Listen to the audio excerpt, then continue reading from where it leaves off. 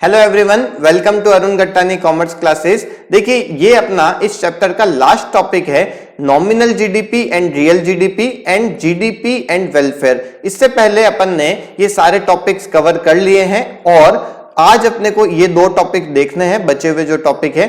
चलिए स्टार्ट करते हैं। देखिए, अपन ने जीडीपी देखा था। जीडीपी का क्या मतलब होता था कि पूरे देश की जो इनकम होती थी उसे ही अपन जीडीपी बोलते थे और उसे अपन प्रोडक्ट मेथड से कैसे कैलकुलेट कर सकते हैं। देखिए, सिंपल, अपन पूरे देश के अंदर जितनी क्वांटिटीज का गुड्स एंड सर्विसेज प्रोड्यूस हुआ है उसे मैं प्राइस के साथ में मल्टीप्लाई कर लूंगा तो वो क्या आ जाएगी, पूरे देश की इनकम आ जाएगी, यानी कि जीडीपी आ जाएगा। अब एक चीज इंपॉर्टेंट है, देखिए क्वांटिटी कितनी प्रोड्यूस हुई है वो अपन इजीली निकाल सकते हैं, बट यहाँ पे प्राइजेस कौन सी लेनी है वो बहुत ही इंपॉर्टेंट है, क्योंकि प्राइजेस यदि मैं करंट ईयर की प्राइजेस लेता हूं तो आपके जो जीडीपी निकलेगा वो कौन सा निकलेगा, नॉमिनल जीडीपी निकलेगा। बट यहां पे यदि मैं बेस ईयर की प्राइजेस से क्वांटिटी को मल्टीप्लाई कर देता हूं तो मेरा रियल जीडीपी निकलेगा। अब इन दोनों का डिफरेंस करना बहुत इंपॉर्टेंट है, क्योंकि देश की जो ग्रोथ है, इकोनॉमी की जो ग्रोथ है वो डिपेंड करती है आपके रियल जीडीपी पे, ना कि नॉमिनल जीडीपी से। देखिए, एक एग्जांपल लेके मैं आपको बताता हूं। सपोज 2001 के अंदर आपकी जो क्वांटिटीज हैं वो आपका प्रोड्यूस हुई है 5000 यूनिट्स। ओके, मैं यहां पे कोई भी एक कमोडिटी मान लेता हूं और उसकी जो प्राइजेस थी वो थी 200 रुपीज। तो इस हिसाब से जो पूरे देश का जीडीपी था उस टाइम पे 1 करोड़ रुपीज का जीडीपी आ गया।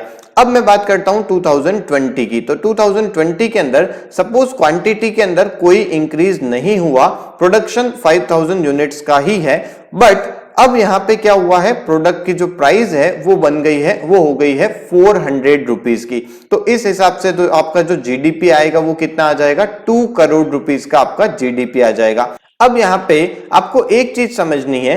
देखिए, यहां पे प्रोडक्शन क्या इंक्रीज हुआ है क्या, तो प्रोडक्शन बिल्कुल भी इंक्रीज नहीं हुआ, बट आपको जीडीपी के अंदर क्या दिख रहा है, जीडीपी के अंदर ग्रोथ दिख रही है।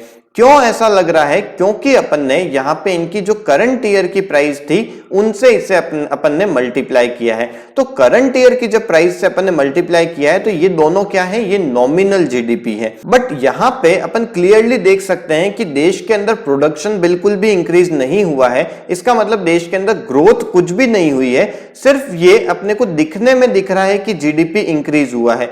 ये सिर्फ नॉमिनल जीडीपी इंक्रीज हुआ है, रियल जीडीपी इंक्रीज नहीं हुआ है। तो रियल जीडीपी कब इंक्रीज होएगा, रियल जीडीपी इंक्रीज होएगा जब एक्चुअल में आपका प्रोडक्शन इंक्रीज होएगा।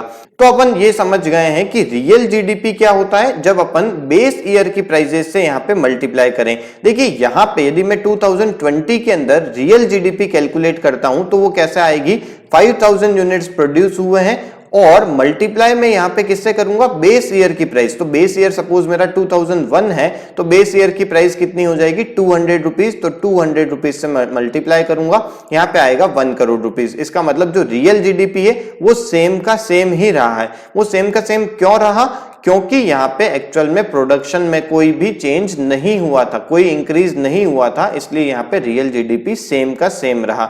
ओके, तो चलिए अब मैं यहां पे आपको बता देता हूं कि कैसे अपन नॉमिनल जीडीपी से रियल जीडीपी निकाल सकते हैं। देखिए, एक फॉर्मूला है, real GDP is equals to nominal GDP, या फिर अपन बोल सकते हैं GDP at current prices divide by current price index. मतलब जो इन्फ्लेशन की जो रेट चल रही है, या फिर मैं यूं बोलूं कि होलसेल प्राइस इंडेक्स जो होती है उसे मैं यहां पे डिवाइड में ले लेता हूं, इनटू 100 कर लूंगा, तो यहां पे आपकी रियल जीडीपी आ जाएगी। तो आप इसे अपने फॉर्मूले के अंदर नोट कर लीजिए। अब देखिए, एक और इंपॉर्टेंट चीज आती है, 1 नंबर का क्वेश्चन यहां से भी आ सकता है कि what is GDP deflator. GDP deflator का मतलब क्या है कि जो आपकी जो प्राइजेस बढ़ती जा रही है, जो इन्फ्लेशन चलता जा रहा है, उसे ही अपन एक्चुअल में जीडीपी डिफ्लेटर कहते हैं, या फिर अब आप यूं भी बोल सकते हैं कि जीडीपी डिफ्लेटर और करंट प्राइस इंडेक्स दोनों सेम ही बात है। देखिए, it refers to the ratio between GDP at current prices and GDP at constant prices। यहां पे इसका मैंने फॉर्मूला दे दिया है,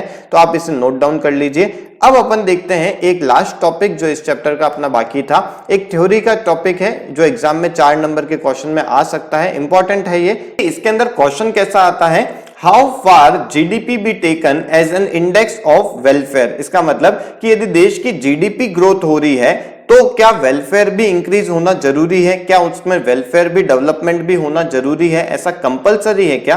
तो देखिए यहाँ पे मैंने इसका आंसर पूरा लिख दिया है, आप इसे नोट कर सकते हैं। देखिए पहले मैं आपको इसे समझा देता हूं, फिर आप इसे यहाँ पे लाइंस को भी आप रीड कर लीजिएगा। देखिए देश में यदि जीडीपी बढ़ रहा है तो वेलफेयर होना है, ये ऐसा नॉर्मली तो ऐसा ही होता है। ओके, क्योंकि देश में जीडीपी कब बढ़ता है? जब देश का प्रोडक्शन बढ़ता है, और जब प्रोडक्शन बढ़ेगा तब मैं यूं बोल सकता हूं कि देश की जो पॉपुलेशन है उसमें जो गरीब से गरीब लोग हैं उनके पास में भी सारे जो कंज्यूमर गुड्स हैं, हर टाइप के जो गुड्स हैं वो प्रॉपर्ली अवेलेबल, जो भी नेसेसरी गुड्स हैं वो उनके पास में अवेलेबल हो जाएंगे। बट ऐसा मैं कंक्लूड नहीं कर सकता कि देश की जीडीपी बढ़ रही है तो वेलफेयर बढ़ना कंपलसरी है। इसके लिए देखिए यहाँ पे 4 पॉइंट्स यहाँ पे दे रखे हैं। डिस्ट्रीब्यूशन ऑफ जीडीपी, ये बहुत ही इंपॉर्टेंट है कि देश में जीडीपी कहां कैसे डिस्ट्रीब्यूट हो रहा है। बहुत बार क्या होता है कि जो रिच सेक्टर है, रिच लोग हैं या फिर रिच सेक्शन बोल सकते हैं अपन, उनकी जो ग्रोथ है वो बहुत तेजी से बढ़ती जाती है, जिससे ओवरऑल पूरे देश का जीडीपी बढ़ रहा है। बट एक्चुअल में जो पुअर सेक्शन है वहां पे उनकी जो अवेलेबिलिटी ऑफ गुड्स हैं वो बहुत ही कम होती जा रही है। मतलब ओवरऑल वेलफेयर नहीं बढ़ रहा है, ओनली जो रिच सेक्शन है उनके लिए ग्रोथ हो रही है। ओके, दूसरा पॉइंट आता है कंपोजिशन ऑफ जीडीपी। देखिए बहुत बार गुड्स ऐसे बनते हैं जो देश के जो जीडीपी है उसके अंदर तो काउंट होते हैं। जैसे कि मैं यूं बात करूं कि डिफेंस के गुड्स बन रहे हैं, आर्मी के लिए गन्स बन रही है और भी बहुत सारे उनके प्रोडक्ट बन रहे हैं, तो प्रोडक्शन ओवरऑल देश का बढ़ रहा है। बट बताइए क्या जो पुअर सेक्शन है उनके लिए जो कंज्यूमर गुड्स, जो नेसेसरी गुड्स बनने चाहिए वो बन रहे हैं क्या? वो नहीं बन रहे हैं। बट देश की जो जीडीपी है वो तो उन आर्मी के जो गुड्स है, जो डिफेंस के गुड्स हैं, उनकी वजह से इंक्रीज हो रहा है। बट ओवरऑल देश के अंदर प्रोडक्शन नहीं बढ़ रहा है। तो अपन यूं नहीं कंक्लूड कर सकते कि जीडीपी बढ़ना मतलब वेलफेयर बढ़ना।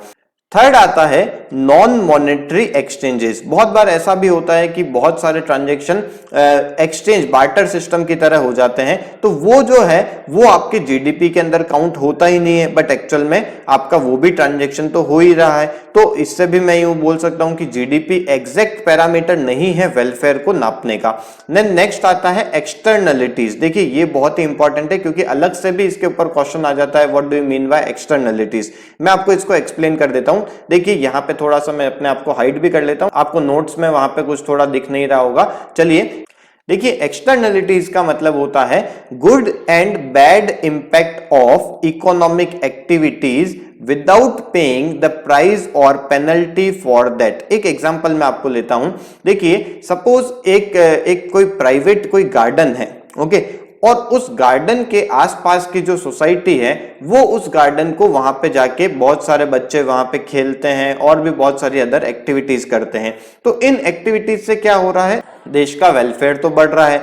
बट बताइए क्या उस गार्डन के ऑनर ने उसके लिए कोई प्राइज ली है क्या? कोई प्राइज उसके लिए नहीं ली है। इसका मतलब ये एक पॉजिटिव इंपैक्ट हुआ एक्सटर्नलिटीज का। मतलब ये जो चीज है ये आपकी इकोनॉमिक एक्टिविटी के अंदर काउंट तो नहीं हो रहा है, बट उससे ओवरऑल देश का वेलफेयर बढ़ रहा है। इसी पैटर्न से और भी अपन एग्जांपल ले सकते हैं। जैसे कि एक फैक्ट्री है जो सिटी के पॉपुलेटेड एरिया के अंदर सिचुएटेड है। अब उस फैक्ट्री का जो पॉल्यूशन है वो उस सिटी के एरिया के अंदर जो पॉपुलेशन है उनको भी इंपैक्ट कर रहा है। तो वो जो है वो एक बैड इंपैक्ट ऑफ एक्सटर्नलिटीज है। बट क्या वो फैक्ट्री उस पॉल्यूशन के लिए कुछ पेनल्टी देती है? नहीं देती है। तो ये हो गई बैड इंपैक्ट ऑफ एक्सटर्नलिटी, जिसका इंपैक्ट उस वेलफेयर पे तो आ रहा है बट वो देश की जीडीपी के अंदर काउंट नहीं होता है। तो ये सारी जो चीजें थी ये आपके कुछ पॉइंट्स हैं जो आपकी लिमिटेशन बताते हैं कि जीडीपी और वेलफेयर जरूरी नहीं है कि एक साथ बढ़े। ये अपन जरूर बोल सकते हैं कि real GDP is considered as an index of welfare, but ये एक एग्जैक्ट कंक्लूजन नहीं है कि जीडीपी बढ़ रही है तो वेलफेयर वेलफेयर बढ़ेगा ही बढ़ेगा। तो ओके, ये अपना पूरा चैप्टर कंप्लीट हो जाता है। अब अपने को नेक्स्ट चैप्टर देखना है। नेक्स्ट चैप्टर के अंदर अपन देखेंगे methods of calculating national income. 3 method है, मैंने आपको पहले ही बता दिया है, प्रोडक्ट मेथड, इनकम मेथड और एक्सपेंडिचर मेथड। इन तीनों मेथड के ऊपर अपन काफी सारे क्वेश्चंस भी करने वाले हैं। चलिए, आज की वीडियो आपको अच्छी लगी हो तो प्लीज इसे लाइक कीजिए, अपने फ्रेंड्स को भी इनके बारे में बताइए। Okay, thank you.